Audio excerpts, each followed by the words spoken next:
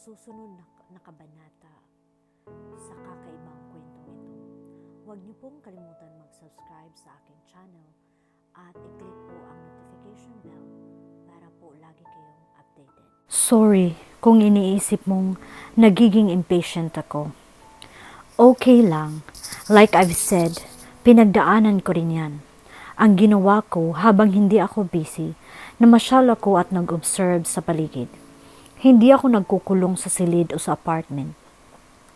Napansin ko na madalas kang nasa staff house lang o sa silid mo kapag wala kang ginagawa. Homebody kasi talaga ako. Kapag walang pinagkakaabalahang mga trabaho o lakad, nagbabasa at nagre-reflect lang ako sa mga bagay-bagay. Hindi sa sinasabi kong may tendency na may hindi magandang mangyari sa iyo kapag ipinagpatuloy mo yan. Pero mas okay ang nagmimingle ka sa maraming tao. Okay naman akong mag-isa eh. Happy and contented ang feeling ko. Wala naman akong mabigat na problema na iniisip, kaya I don't think na harmful ang pag-iisa ko, Belle. Dewey barred the idea in her mind about having problems with the incubus. Baka mabasa nito. Okay, tugon ni Isabel at natapos na ang usapan nila. Nang araw na iyon ay nagpunta si Dewey sa paggawaan ng glass. Naalala niyang palagyan uli ng salamin ang frame na nabasag niya. Iba kapag may sarili siyang salamin sa silid maliban sa banyo. Naging habit na niya ang pagmasdan ang sarili sa harap niyon. Nang araw ding iyon ay sumama ang isa sa mga trabahante ng glass supply sa kanya at dinala na napabalik ang frame. After 3 days daw, mai-deliver na iyon. Dahil sa advice ni Isabel na maging relax si Dewey habang walang assignment na ibinibigay sa kanya, isa sa mga bagay na napagtuunan niya ng pansin ay ang kakaibang bagay na na-observe niya sa bahay na hindi napapansin ng mga kasamahan. Nagkaroon na tuloy siya ng daily routine for the past weeks. Pagising sa umaga ay magluluto siya ng breakfast para sa mga kasama. Kapag may labahin siya, naglalaba siya pagkatapos. Minsan ay sinasabay pa niya ang sa mga kasamahan. At habang naghihintay, naglilinis din siya ng silid niya unang kabahayan.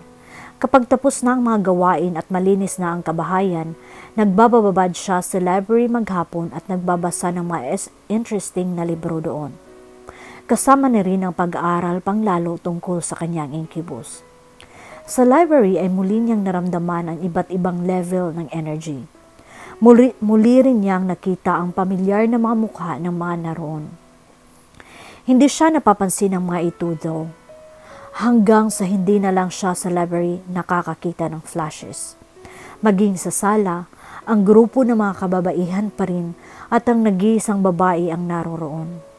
Pansin ni Dewey na parang sinusubukan ng grupo na kausapin ang nag-iisang babae o kaya ay isali sa mga usapan pero hindi kumikibo ang huli.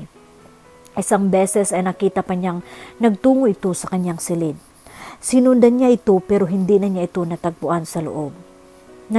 Nalilito lang siya kung actual ghost nga ba ang mga iyon or just flashes from what happened in the old. At walang piling oras ang mga flashes na iyon.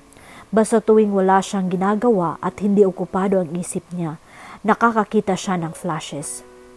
Nananatiling isang palaisipan para kay Dewey ang kababalaghang bumabalot sa bahay. Pero kahit nababahala, walang takot sa dibdib niya. Malakas ang pakiramdam niyang may patutunguhan ang kanyang mga nakikita. Darating at darating ang araw na magkakaroon ng kasagutan ang mga tanong sa isip niya. Nakipagsapalaran siya kaya sumubok siya ng ritual para makausap ang mga kaluluwang nakikita niya kung talagang nag-i-exist ang mga iyon. Pero sa kanyang pagkadismaya, parang may humaharang sa ritual tuwing nagko-concentrate siya. Pilit ginugulo ang kanyang isipan. Naroroong makakarinig siya ng mga kung ano-anong tunog na wala namang katuturan kundi panggulo lang. Parang ayaw ng gumagawa niyon na magkausap-usap sila o mapalapit siya sa mga kaluluwa. Hanggang sa isang hapon, galing siya sa labas ng bahay bitbit ang mga sinampay na damit. May panibagong mukha siyang nakita. Isang makisig na lalaking nakasakay sa kabayo ang humarang sa kanyang daraanan. He was wearing an armored clothing, isang kabalyero, a knight. Buong paghangang napatitig siya rito. Natamimi siya habang nakatingin dito. Leave while you can, Edelweiss. You don't belong in this place anymore. Bigla na lang sabi ng kabalyero. Noong una ay parang nawala sa sarili si Dewey kahit pa naririnig na niyang nagsasalita ang lalaki, pero kinalaunan ay nakapagsalita rin siya. I don't get it. Sino ka? Ano ang ibig mong sabihin? Makinig ka sa akin bago pa tuluyang manganib ang buhay mo. Sabi nito, saka iginala ang tingin sa paligid. Giniya niya ang ginagawa ng lalaki at nagulat siya nang biglang nag-iba ang atmosphere sa paligid. Napakalakas ng hangin, parang babagyo, pero nananatiling maliwanag ang kalangitan. At hindi nagtagal ay may narinig siyang huni ng isang ibon. Hindi maganda ang hatid niyon. Sinundan pa niya ng malakas na pagdampi ng malimig na hangin sa kanyang katawan at halos matangay siya. Nilipad pa nga ang ilang damit na bitbit niya. Nagbabadya ang panganib. Nararamdaman niya iyon. Umalis ka na, Edelweiss. Iwan mo na ang bahay na to. Muling utos ng lalaki. Umalis ka na. Isa pang boses ang narinig ni Dewey. Boses ng isang babae naman. Umalis ka na. Umalis ka na. Nagsimula ng dumilim ang kalangitan. Kumidlat. Ang mga punong kanina pa nagsasayawan sa hangin ay halos mabali na ang iba sa kasalukuyan. Go! Leave! Muling sigaw ng kabalyero.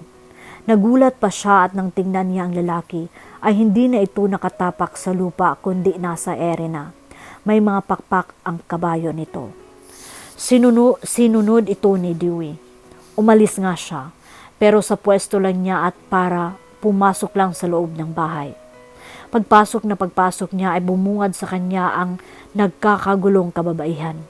Tumatakbo, nagmamadali. Ang pinakamatanda ay nagko-concentrate sa isang sulok. Nakapikit at panay ang buka ng mga labi habang kumukumpas ang mga kamay. Sa hula niya ay may ginagawa itong ritual. Dumugo ang ilong ng babae at ilang saglit pa ay natumba na. Dinuluhan ito ng isa pa, pero tinawag ito ng isa pang babaeng nasa pintuan. Parang niyayayang umalis. Tinakbo pa nito ang babae at pilit na hinila. Walang nagawa ang hinilang babae, kundi ang magpaakay. Iniwan ang wala ng buhay na matanda. Dalawa pang babae ang lumapit sa mga ito. Tumakbo sa pintuan pero napatigil. May mga dumating pang ibang mga tao. Pawang mga babae pero nakakatakot ang maitsura. Parang hindi man lang nag-aayos. Bit-bit ng dalawa sa mga bagong dating ang isa pang babae. Kumumpas ang naiwang pinakamatanda sa lima na nahulaan niyang nanay ng apat pa. At may mas matanda pa na nakahandusay sa sahig na lola siguro ng apat na magagandang babae. Sumubok itong kumumpas pero nagulat. Kontrolado ito ng leader ng mga bagong dating. At sa isang kumpas ay natumba ang mga nadatnan. Ganoon din ang ginawa nito sa apat pang babae na nahulaan na niyang magkakapatid. At may iba pang nagsidating at nakipaglaban sa mga grupo ng mga nakakatakot. Nasa labas ang ilan. Mayroon din sa bulwagan. Labanan na mamangkukulam ang nasaksihan ni Dewey base sa mga ikinikilos ng mga ito. Pero sa gitna niyon ay bigla na lang lumitaw sa loob ang kabalyero. Nagtungo ito sa basement. Susundan pa sana ito ni Dewey nang mula sa labas ng bahay ay nakarinig siya ng sobrang lakas na busina ng may kasamang kalampag ng gate. Parang inip na. Napapitlag siya. Sa isang kurap ay bumalik sa dati ang kanyang paligid. Napamata pa siya noong una pero muling tumunog ang nakakarinding busina at sinunda naman ng pagkalambag ng gate. Sandali, sigaw niya at iniwan sa sofa ang bitbit na mga damit. Napasinghap pa siya nang sa labas ay makita ang mga nakakalat na damit na naiwan pala niya. Pagtingin sa mga puno ay wala namang kakaiba sa mga iyon. Napailing si Dewey. Nabahala siya ng husto pero sinarili na lang niya iyon. Dinampot niya ang mga damit bago binuksan ang gate. Ang lukot na mukha ni Therese ang bumungad sa kanya. Nasa likuran ng van ng pillow. Pasensya na. Wala siyang naisip na may dadahilan. Ano ba naman yan, Edelweiss? Wala ka na ngang pakinabang, babagal-bagal ka pa. Inismaran pa siya nito bago nilampasan. Palagi talaga mainit ang dugo ng babae sa kanya, samantalang sa lahat ng mga kasamahang nakatira sa staff house, ito ang nakikinabang sa kanya lalo na sa paglalaba. Ultimo panties nito, pinalalabhan pa sa kanya. Samantalang sina Isabel at ang mga kalalakihan, kailangan pa niyang pilitin. Saka hindi nagpapalaba ng underwears ang mga iyon. Hindi naman mayamang-mayaman si Therese para mag-inarte ng ganoon. Katulad lang din niya yata itong maayos na naitaguyod ng mga magulang sa paglaki at hinayaan na sa sariling diskarte pagkatapos ng college. Kahit paano, si Dewey, maliban sa may saving sa bangko, may sariling ipon ang mga magulang para sa kanya na never niyang ginalaw dahil may sarili naman siyang kita. Hindi kalakihan pero sapat para hindi siya magutom at mabili niya ang gusto kapag kailangan. Lalo pang nagalit si Therese sa kanya nang makitang marurumi ang ilan sa mga damit nitong nilabhan niya. Ang maiyon ang naiwan niya sa labas. Hindi niya sinabi sa mga kasamahan ang kanyang nasaksihan. Pero nagtataka na talaga siya kung bakit siya lang ang may kakaibang karanasan sa bahay na iyon. Kinagabihan ay laman ng isip ni Dewey ang kababalaghang nararanasan niya sa bahay. Habang nagpapaantok at naghihintay sa kanyang incubus, ay kinausap na naman niya ito sa isip. Bakit ako lang ang nakakaranas nito? May alam ka ba? Natawa siya sa sarili at napahikab. Ano ang alam ng incubus? Wala na kasi akong ibang pwedeng kausapin tungkol dito.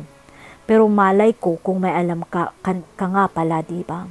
Knowing na dito rin tayo nagkakilala. Oo nga pala, hindi mo nga rin sinasagot ang tanong ko kung bakit ako ang napili mo.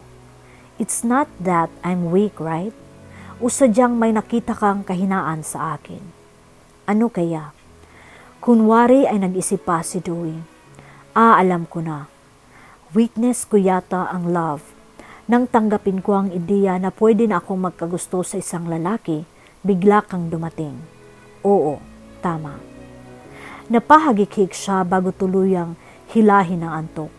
Namimigat na ang talukap ng kanyang mga mata at pawala-wala na ang isip niya. Pero bago pa tuluyang mawala iyon, ay nagawa pa niyang isipin kung sino ang kanyang kaniig. Dahil lang naman iyon sa inis niya kay Therese, or in a way ay inggit. Si Clint ang inimagine niyang mukha ng kanyang incubus, and so it happened. Dewey's lover just arrived. Naramdaman niyang inalis nito ang kumot na nakatabing sa katawan niya as he joined her in bed. Ngumiti siya at na-excite nang makitang kamukhang-kamukha ng lalaki si Clint. A naked Clinton Braganza was in front of her now. She couldn't wait. Her aching groin was screaming for him to be inside her. She was so wet right now. Pleasure me, Clint. I want you to taste every inch of me, sabi ni Dewey sa mapang-akit na tono. He just smiled at her as he lowered his face to kiss her. He was so tender and full of passion. Para habang humahalik ang lalaki, ay hinawakan niya ang buhok nito para palalimin ang halik at mga kamay ay namamasyal sa kanyang dibdib. Steady lang ang kamay ni Dewey sa ulo ni Clint. She was just letting him do it his way. He would be in charge of everything now. All she would do was react and feel the pleasure, mountains of pleasure that would surely reach the heavens.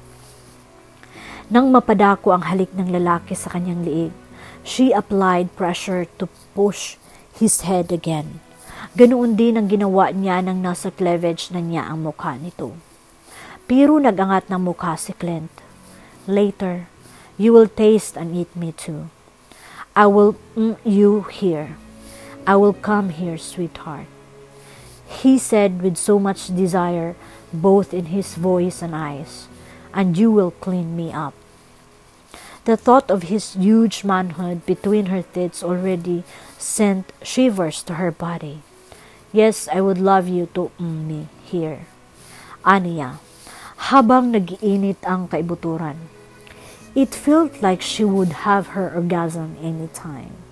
And I want you to come on my face so I can taste you later. So hold on, okay? Napao si Dewey pero tumango. Kailangan pala niyang magpigil. Yes, I will, Clint, sagot niya. And so he continued his job of pleasuring her. Matapos pagsawain ang bibig at mga kamay sa kanyang dibdib, bumaba na ito sa pagitan ng kanyang mga hita. Without further ado, he bended her knees and parted her legs, wide enough to give him a better view and access of her mound that was so hot but not so wet dahil sa pagpipigil niya. Nananatili ang mga kamay ni Dewey sa ulo ni Clint habang nakapwesto iyon sa pagitan ng kanyang mga hita. He gently blew her, and she felt like she was blown too far away. As he ate her, her mind seemed to explode at the sensation. He tossed her to the farthest galaxy when he tongue her. Lalo pa niyang idiniin ang pagkakabao ng ulo nito sa pagitan ng mga hita niya. Ilang minuto pa ay sumabog siya sa mukha ng lalaki. She was delirious as he lapped and swallowed her juices. Your turn, sabi ni Clint. Kahit nanginginig pa ay bumangon na si Dewey. Lalo lang siyang nanginig dahil sa excitement ng ilapit nito ang pagkalalaki at inuumang sa kanyang bibig. Ginaya niya ang ginawa ng lalaki. She blew the tip which was already moistened before kissing it. Then she lapped the whole length to its base and lapped his balls too. Then she put her in her mouth, buried him deeply, almost reaching her throat. Then she tightened her mouth around it before moving. Maya-maya ay nagpalit sila ng posisyon. He guided his shaft to her waiting cleavage. She squeezed her breasts so his manhood was pressed between. And as he convulsed, she watched his organ unload on her breasts. As soon as he finished his release, he brought himself in her mouth and let her clean him up with her tongue. Bago pa siya natapos sa ginagawa, ay naramdaman na niyang kumikirot na naman ang kanyang kasilanan. Another orgasm was building up. Nadama rin iyon ni Clint because he posited at her hold. Once he was clean, he plunged himself inside her again, glistening folds. Tumahimik na humiyaw si Dewey habang papalapit siya sa climax ay patuloy sa pagulos ang lalaki. He climaxed but kept pumping. Her body reacted again. Napapagod na siya pero gusto pa niyang magpatuloy. Sumabay sa sensasyon, sumabay sa kaulayaw. Walang kapagurang pagniniig hanggang sa halos hindi na siya makakilos. Kinaumagahan bumangon si Dewey na parang imbalido. Tiningnan ang sariling refleksyon sa salamin. She looked so haggard, so used, but she felt wonderful and fulfilled. Napakagat-labi siya. Mali, oo. May mga mali. Pero ano ang magagawa niya? Tao lang siya. May pangangailangan na ang tanging makakapuno ay ang kanyang incubus at wala nang iba. Binisita ni Dewey ang kanyang mga magulang isang araw ng Sabado. Lately ay parang gusto niyang may makakwentuhan maliban sa incubus niya. Hindi niya matukoy kung ano ang basihan ng medyo nangingilag na pakikitungo ng mga kasamahan niya sa kanya. Magdadalawang buwan na rin kasi. Hindi pa rin siya nagkakaroon ng assignment sa field. Although, a few weeks ago ay tinawagan siya ni Clint at inassign na tumao sa office dahil halos lahat ay may assignment sa field at tuwing gabi na lang nagkikita-kita sa bahay. Nahandle niya ng maayos ang lahat ng office works sa PLOB, bagay na dating gawain ni Therese, who was always out of town with Clint. Halos hindi na niya nakikita ang dalawa. Hindi pa rin nagkakaroon ng pagkakataon si Dewey na kausapin ang lalaki tungkol sa nabasag na salamin at tungkol sa mga flashes na kanyang nakikita. Inisip na lang niya na magkakaroon din ng right time para doon. At hindi naman iyon matter of life and death situation, kaya makapaghihintay iyon. Mas mabuti nga yung nasa opisina ka na lang palagi, Edelweiss. Sa panahon pa naman ngayon, parang napakadelikado ang umalis-alis, sabi ng kanyang ina. Noon lang niya ito nakaringgan ng positive comment at walang halong pag-aalala. Nay, ang aksidente naman ho, inangyayari hindi lang sa labas. Kung talagang sadyang may masamang mangyayari sa isang tao, kahit pa nakatayo o nakaupo, una kahiga, una tutulog pa nga, mangyayari iyon.